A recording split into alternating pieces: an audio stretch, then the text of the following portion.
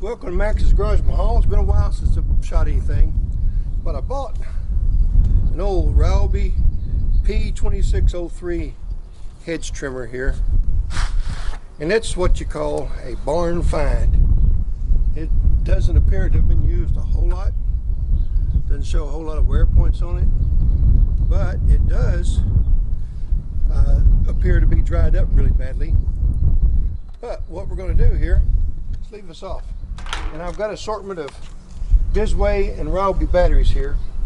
So we'll stick a Ryobi battery in it. We'll find out if it works. As you can see, it's filthy dirty. Been sitting out in an old barn somewhere. So see what happens. How about that? Alright, now I made sure these batteries are fully charged. So let's take a Biswaye. Try it as well. I think it sounds faster with it. Okay, so now that we know it works, we're going to go ahead and clean it up, oil it up, and you're going to find that I just got through cutting these pannier around here over to that house over there.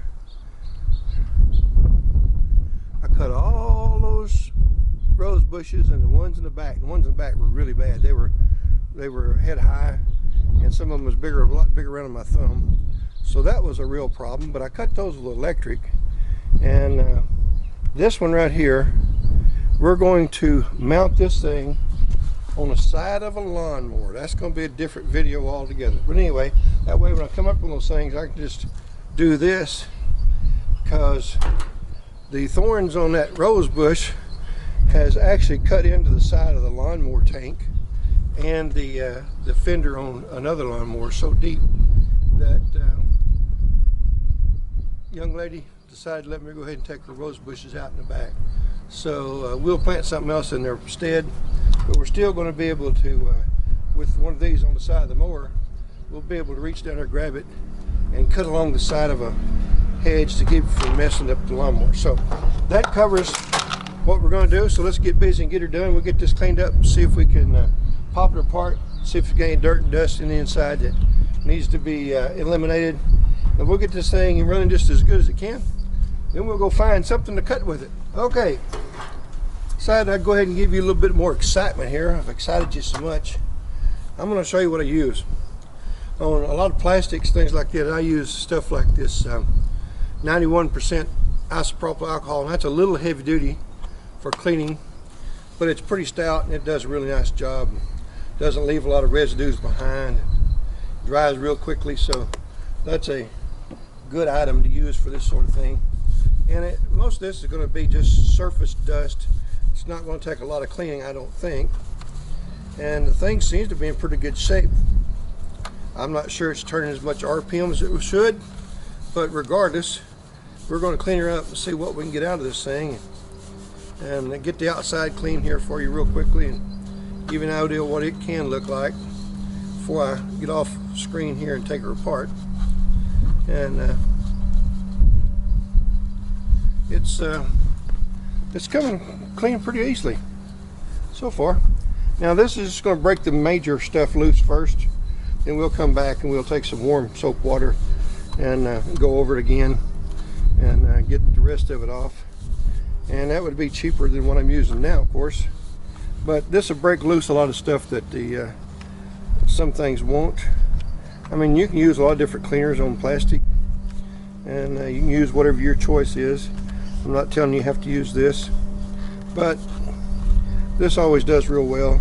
I used to buy and repair telephone systems, and that's what I'd use on these things, because people get those things filthy you wouldn't believe till you start opening up some of those telephone systems and see what's inside them. And I'm talking about the handsets and things like that. It's pretty bad, but anyway. All right, so can you see down in there? This is when I take this apart, then I'll take all the electronics out of it, and I'll be able to just soak all this plastic, and I'll check all the contact points. Like I can see some rust on this one right here, on the other side as well, so that'll need to be cleaned up a little bit, polished up so it makes a good contact. And that could have something to do with not sound like it's turning a lot of speed a while ago. So, all right, so I'm gonna go ahead and knock her apart and try to get some more cleaning done on the thing. We'll come back in a little bit. Well, we're about to lose the light, so I've got it all cleaned up here. I got to take it back apart and clean the blades because I don't have them polished up looking pretty yet, but went ahead and got her all spiffed up here for you so you can get an idea of what she looks like. Inside was pretty good. It was full of dirt daubers. Other than that, it was pretty good. And once I get this cleaned up, it'll be just like brand new. So let's go ahead and listen to it. Now you can see there's still no oil. And again, I'm about to lose the light here. There's still no oil on the blades. So let's take a listen. Now all the grease in the mechanism here that moves the blades was all dried up and hard as a rock. So I replaced all that, and that really brought this thing alive. And I'm gonna call that the end of it. I was gonna cut some stuff, but I really don't have anything here to cut.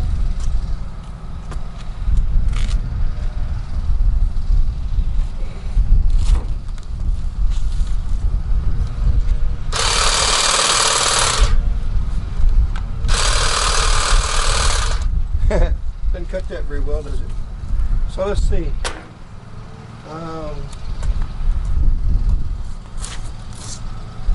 What if we cut a piece of oak?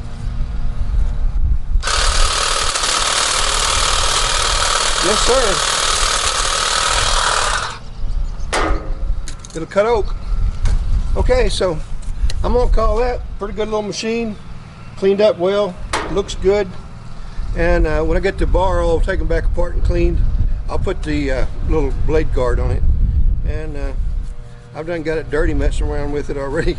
But anyway, I think it looks pretty good. And we'll come back and give this thing a review once we get some shrubs cut. So hope you enjoyed.